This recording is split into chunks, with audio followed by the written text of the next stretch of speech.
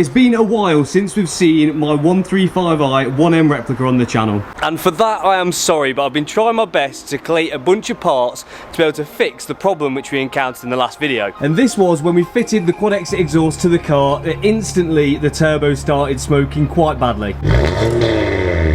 And obviously that is not ideal. And let's face it, the N54 engine turbos are not known for being the most reliable. They're known for going quite regularly and also having issues with wastegate rattle, which this car has. So it's about time I did something about it and got these turbos changed.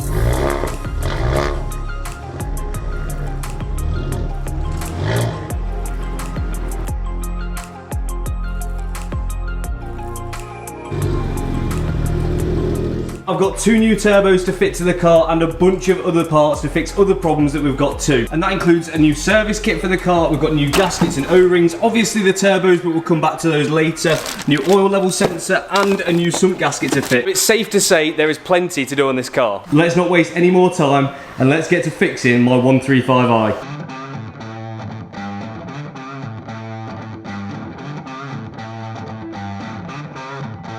We have plenty to do in this video, but the first thing to do is getting the car in the air, getting the under tray off, and having a look at how much stuff we've got to remove in order to fit those new turbos.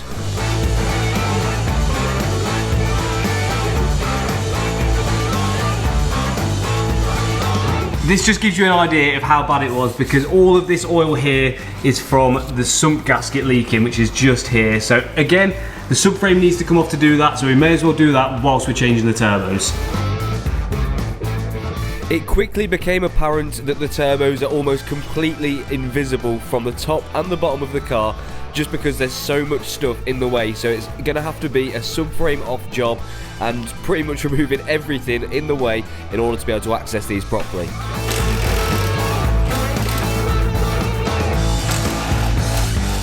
Then it was time to loosen off the engine mounts, and then I could start loosening all of the control arms in order to be able to make that subframe removable.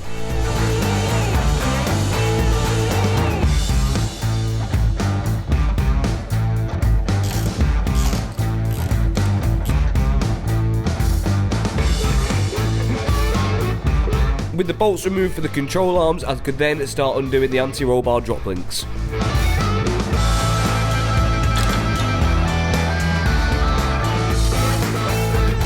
Next up was the steering rack. This is a little bit of a fussy one because they decided to nut and bolt this piece, so you have to get a spanner in an inaccessible space in the top and undo it from the bottom, so it's not the easiest to get to.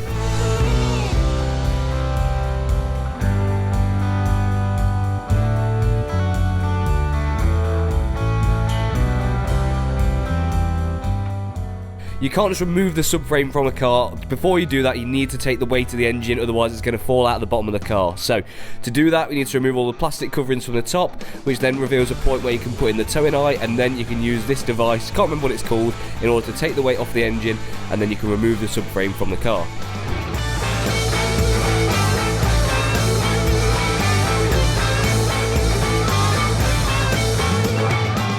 We could then drop the steering rack down and start taking out the bolts for the subframe. Now, we did do this in a bit of a daft order because it turns out we needed to take the inner tie rods off the steering rack, which would have been easier to do while it was still connected to the subframe.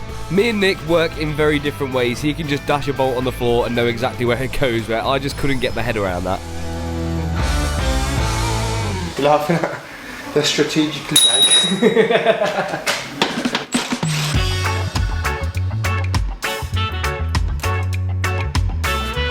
The next thing to remove was the inner tie rods, so with the boots pulled back we could then access the big nut, which, as I said, we did this in the wrong order. We should have done this when it was still attached to the subframe because it would have made it 10 times easier.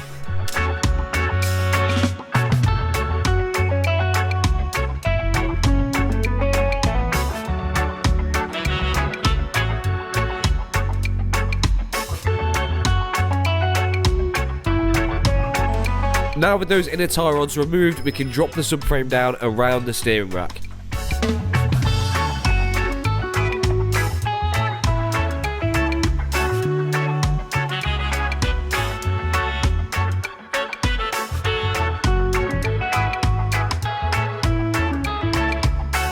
And this really gives you an idea of how cramped this engine bay is, because I couldn't quite get my head around it at first. There's so much stuff still in the way, even with that subframe removed.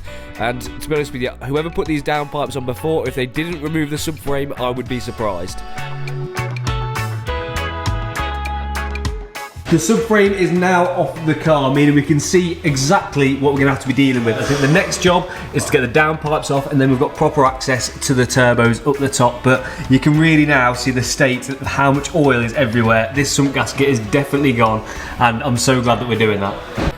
Because we're going to be working on the driver's side quite a lot, it seemed like the best idea to remove the steering rack from the column and just hang it by the power steering lines, and obviously take the weight off it on the passenger side to just give as much access as possible to these turbos. So with that out of the way, we could then start removing these downpipes. Luckily, as I say, these bottom bolts have been on fairly recently because we did the straight pipe not too long ago, and then it was just a V-band at the top, and the downpipes were quite easy to get off, really. This was also helped by the fact that all of the lambers were finger tight, and to be honest with you, the V-band going onto the turbo wasn't the tightest either.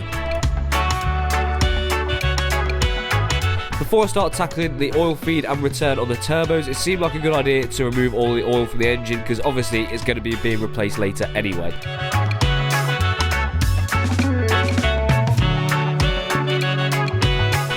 So to remove the oil feed, there was a mixture of Torx and E-Torx bolts, and after a good jiggle to break that seal, we could get them off the car.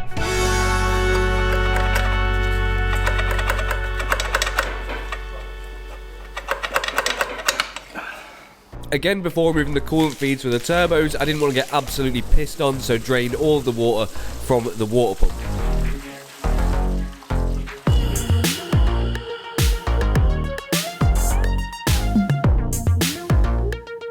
Once I drained all the coolant all over the garage floor, I could then disconnect the coolant lines from the turbos.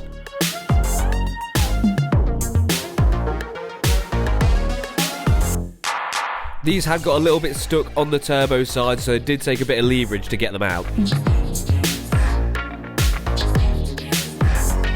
But finally, after a little while of playing with them, I did eventually get them all off. Next up was the boost pipe to come off the top that goes from the intercooler to both the turbos, and then it was finally all of the manifold bolts and the oil feed, and the turbos should come off the car. And after hours and hours of undoing bolts and bolts and bolts and bolts, the turbos were finally off the car. Ready? There she is. Oh, still got the boost pipes attached. Hey. What a guy. Let's have a look at it. Oh yeah, Jesus, look at all that oil. It's weird. Oh, that's come out the... Yeah, it's come out the top bit. It's so caked, isn't it? Mm. No wonder it stinks. I thought that was just the Leicester air. You can see the note. No, not really. Like I said to you when it was on the car, I can't see any play in it or anything. It must literally just be the seals inside that I've given up to have put the oil through. Would that make it smell in the cabin though? Because it did smell like inside the car a bit as well.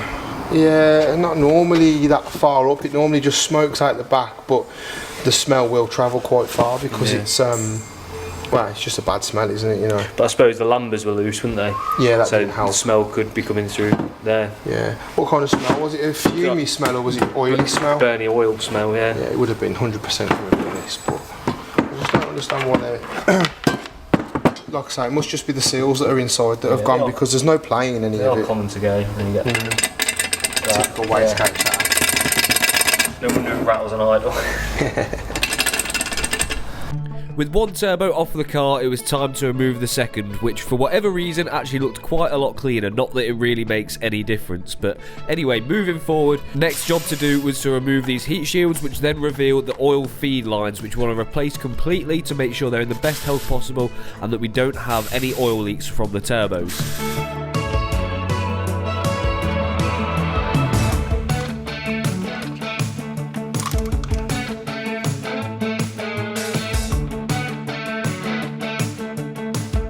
With the old one removed and the brand new genuine BMW part fitted, we at least had a bit of peace of mind that this part was going to be okay.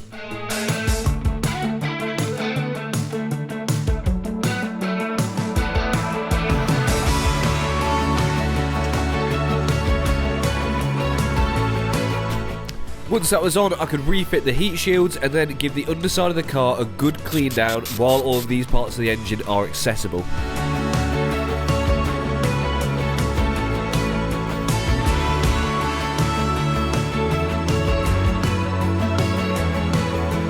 The turbos are now off the car, ready for the new ones to go on. We've got our new oil feeds on the car as well, and I've given all of the underside of the engine a good clean down with some brake cleaner to get rid of that manky oil. I think we're going to call it a night now, come back bright and breezy, change that sump gasket over, and then get on these new turbos. Yeah, Zimmy? Simmy.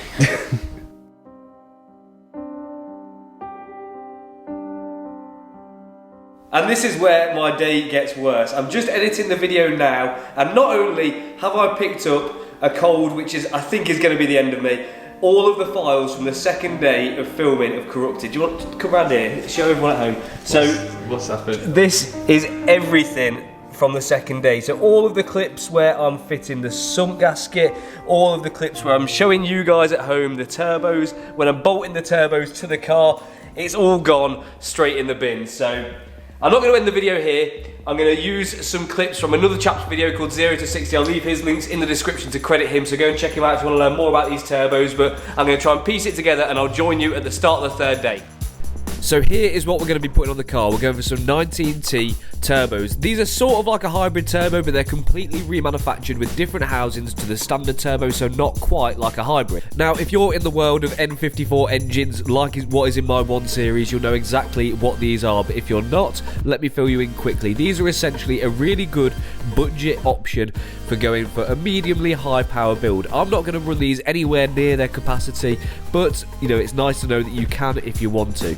The advantage of running these over a standard hybrid turbo is that they are able to remanufacture the housings for these to get around some of the faults with the original turbos, which is what gives them problems in the first place. Now I've quickly filled you in on what a 19T turbo is. You can imagine now that I've just quickly bolted it to the car and also changed that sump gasket and oil level sensor, and we can get back to the video. To give slightly better access to refit the turbos, I'll remove the water pump quickly, which we put on in another video, and then I could refit that, and then I could start bolting up all of the coolant lines.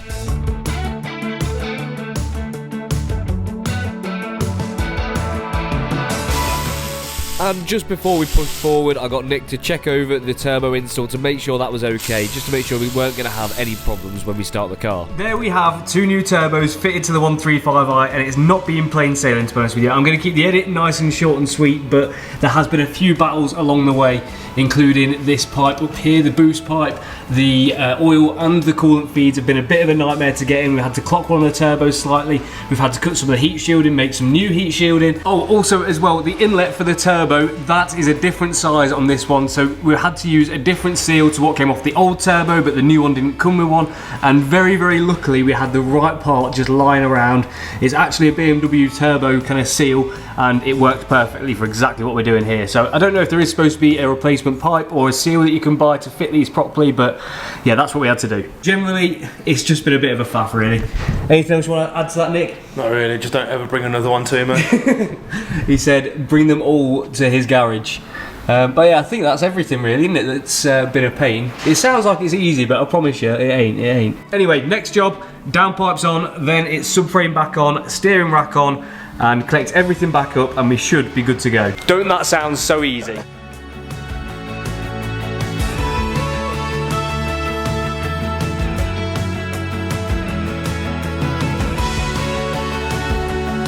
Once we were happy with the turbo install, it was time to refit the downpipes, and you'll see why this was a mistake in a second.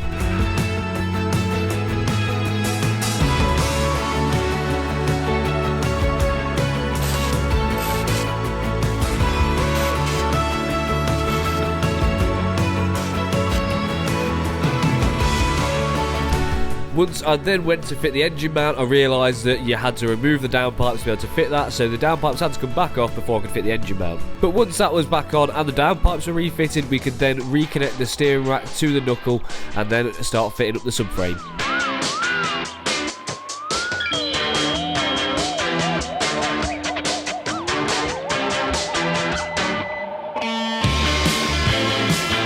With the subframe pushed back into place, we could start bolting it back up. Unfortunately, removing the subframe is going to knock the tracking out slightly, so I am going to need to get it tracked very soon.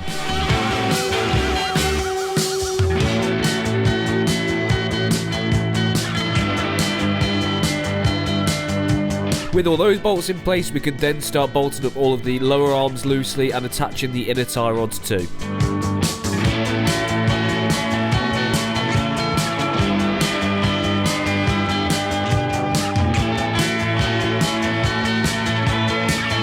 Now, I'd be the first to say that this job is a pain, but I think the only person that was going to say it was more painful was Nick. It's going to be a mission to put that back on now. Shall I take the rack back out? Are you absolute? I'm going to be bleeding from that. Rack back out. Luckily, he recovered very quickly from his head trauma, just in time for us to bolt up the anti-roll bar.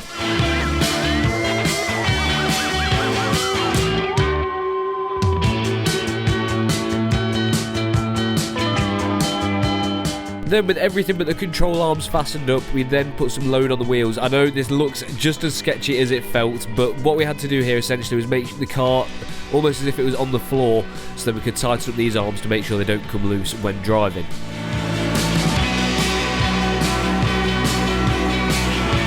And once everything else was fastened up underneath, we could then bring the car down and put some fluids in.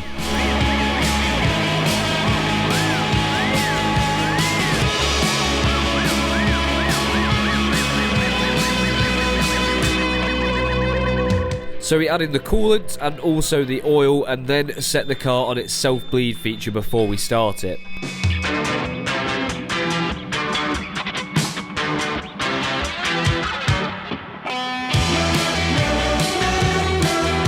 One very important thing when changing turbos is you want to make sure they're primed properly, so we disconnect all the coil packs to make sure we can crank the car over plenty of times to make sure it's got oil pressure before it started for that first time. Take one. Let's crank it.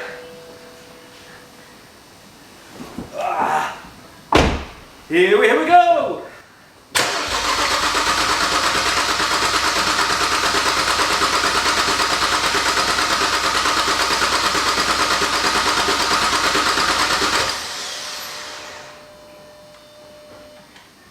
Okay, let's go! I've got no oil pressure gauge, so...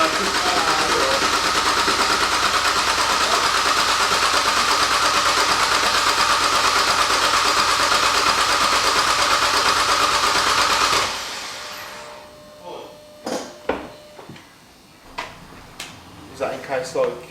In case it blows up, yeah. Well, we say, I think it's just going to fire straight up and be perfect. It will definitely just fire straight up, but... That's its only option, otherwise it's getting left in the bin. Get a tenner for it. Okay.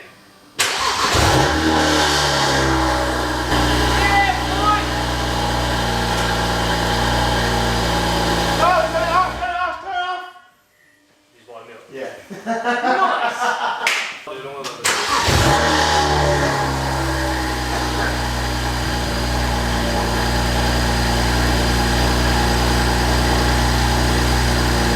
After a quick dab to celebrate success, we could give the car a quick check over whilst it was running. Looking good! What's the smoke all about then? It's just breathing power, mate. Breathing power. The smoke was actually from all of the oil that the turbo comes covered in to stop it corroding, but we could do an oil check at this point, which read okay, but did need a little top up, and we could just run over everything else to make sure it was all gravy.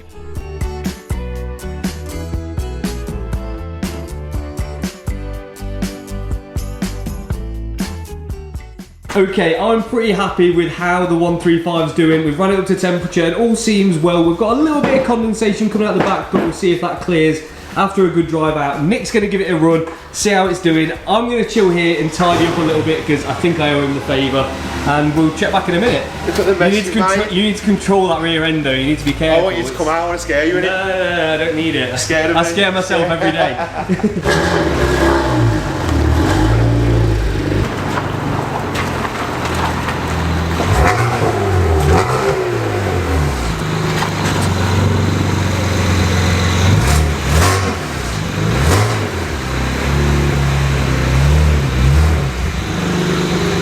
Asbo loud. It's funny, isn't it? I thought my 63 was loud, but this is...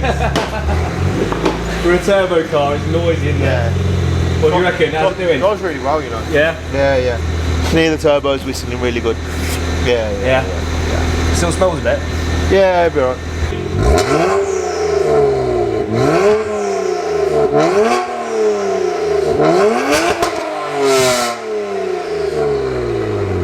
That's ridiculous in there. Jesus Christ.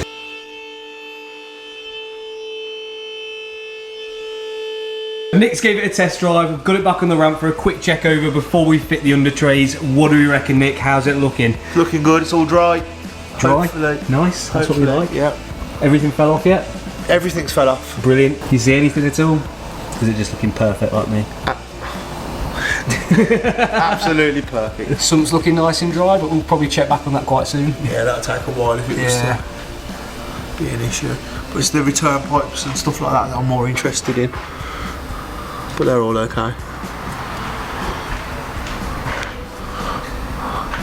Can't see it, there's so much stuff in the way. I know. Are you happy sending this car back to sunny Leicestershire? Sunny. It's dreary as hell here. What's your final verdict then? Just get it off my ramp. We were now satisfied the car was running okay, so we could fit the under trays back up and bring the car down and then fit the cowling as well. Do the job. The 1 Series is now fully set and I can now drive it home back to Leicester. I've got about an hour and 20 minutes or something to go. Fingers crossed it's going to make it fine, but it's been out on a test drive so far and it's been okay. But I want to thank Nick, the absolute legend. Come on, that's what we're talking about. What a guy, honestly, cannot put into words. He's put with me for 3 days working on this and been helping out more than I could ask for, so cheers mate, I appreciate it. No problem, man. You're welcome. I love you. I love you too. Thank you. Let's go home.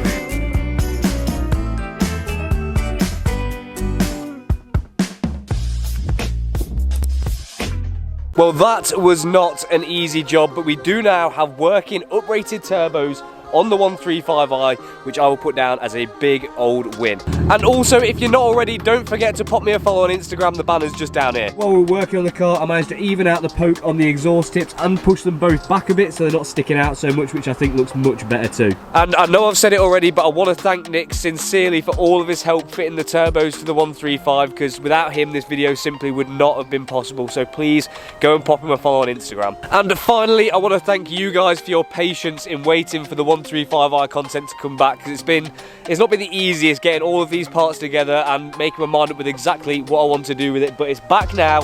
We're doing some more work on it. Obviously now it needs to be mapped. I've got some more interior mods to do, I've got some more exterior mods to do, so there's still plenty more videos to come on this. But that's it for this video. Make sure you're subscribed, make sure you've liked this video, and I'll catch you next time.